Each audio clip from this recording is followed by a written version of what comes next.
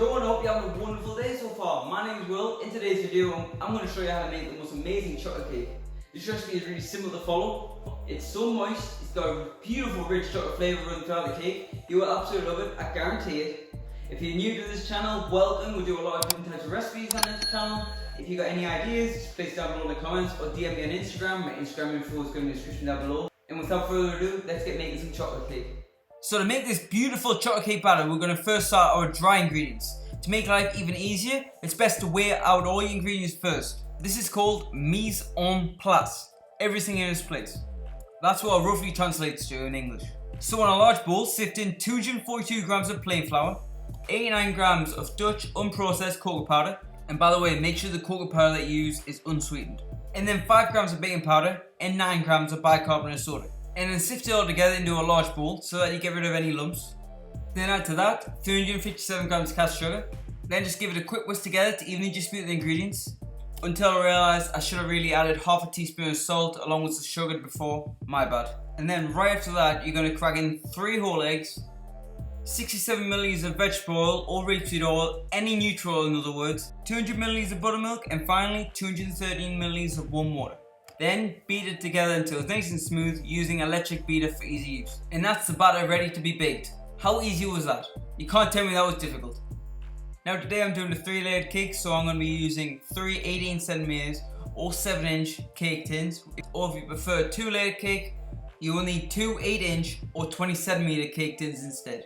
I'll leave that one up to you. And you're going to lightly grease it with some butter, then coat it with some flour just to make sure the cake never sticks to the tin. And for safety precautions, I always like to add a disc of non-stick parchment paper in the bottom of each pan. It's definitely not necessary, but I just prefer to do it. It just makes sure the cake will never stick to the bottom of the tin.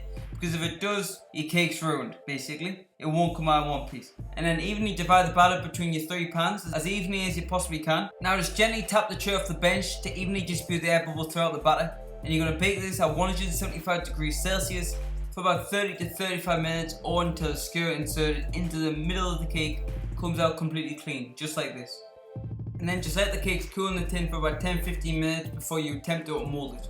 And then unmold them onto a wire rack. A good tip when it comes to layered cakes like I'm doing in this video is to let the cake cool upside down. It makes the top of the cake a lot more flat.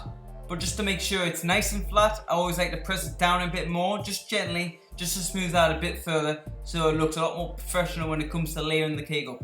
Now whilst the cake's cooling, we're going to make our chocolate buttercream.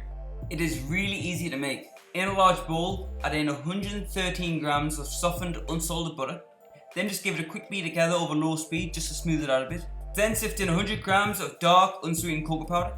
This will give the buttercream a more intense, rich chocolate flavour, which I like. And beat it together until it's nice and smooth over low speed. Because if you start mixing this on high speed, it's literally going to go all over your kitchen. Even though I'm mixing over low speed, it's still completely covered my mixer in cocoa powder. That's just brilliant. Once the butter and the cocoa powder are well incorporated, it's time to start slowly adding in the icing sugar in 3 stages. In total, you'll need 245 grams of icing sugar. The reason I do it in stages just makes it easier to incorporate into the buttercream. If you add it all at once, it will more than likely go everywhere and it will be an absolute tip. And let's be honest, I don't think anybody wants that. So to minimize that from happening, just add it in stages. And also it's best to keep the speed at its lowest setting if you're using one of these electric beaters. Once 2/3 of the icing sugar has been incorporated into the buttercream can look a bit crumbly. It will look something like crushed up Oreo biscuits. Don't worry about that, that is totally normal. Just sift in the last third of the icing sugar, along with 120 milliliters of whole milk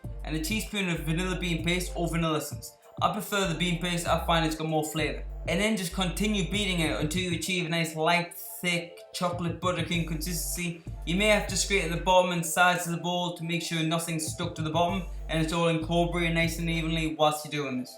And at the end, it should be a consistency like this. It should hold its peak. And that's the buttercream made. Now for the fun bit, the part we've all been waiting for, let's be honest. It's putting it all together. Place 1 cake on the bottom as the base, and now you're going to add some buttercream on top of that cake. You don't want to add too much, you don't want it bursting out the sides. And you want to spread it out nice and evenly. As I'm using a turntable, it makes my life a whole lot easier because the turntable does a lot of the hard work for me. And also, by the way, using offset spatula, that really helps too. And get one of the other layers of cake, place it on top, but put it on upside down so it's flat on the top. and then just gently press it down to make sure it's nice and compact and the buttercream has glued it together, so to speak. Now exactly the same as before, just add some more buttercream on top and spread it out nice and evenly. Once that's lovely and even and smooth, you're ready to add the last layer. And if you couldn't already tell what I'm going to do next, I'm going to add some more buttercream on top of that. But this time it's going to be slightly different. We're not just doing it on the top, we're going down the sides as well. A cake like this is a challenging one, don't get me wrong, but it's not as challenging as you may think. You might be thinking right now, Will, you're a professional chef, you're going to say that. Hear me out, I'll explain. If you break it down, you're really just doing the same action over and over again. If you get the basics right, it doesn't matter how many layers you do. But if you have a turntable, it makes it a whole lot easier. So I recommend you go and get one, and it will last you for a hell of a long time. So I've placed a link down in the description for the one I use in this video. So please, click the link down below. That'll help support the channel. If you enjoyed this video up to this point, please don't forget to click that subscribe button. That would be absolutely fantastic if you could do that. And by the end of coating the cake with some buttercream, you should have a bit of buttercream left over. You can have a mess around, have a bit of fun, decorate the top of the cake with the leftover buttercream. Just to make it look a bit different, make it unique. This cake can either be stored in the fridge or room temperature, that comes down to your preference. It will last in the fridge for about 4 to 5 days, or room temperature will last for 3 to 5 days. But whichever way you decide to store this cake, make sure the cake is completely covered.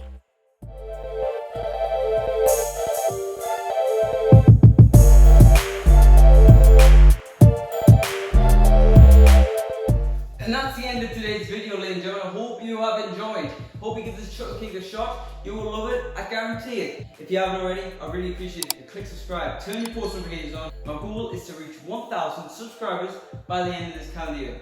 But I can't do that without your help, so please help your boy out. And if you're feeling generous, drop a like on this video as well. When I see someone has liked my video, it's an amazing feeling.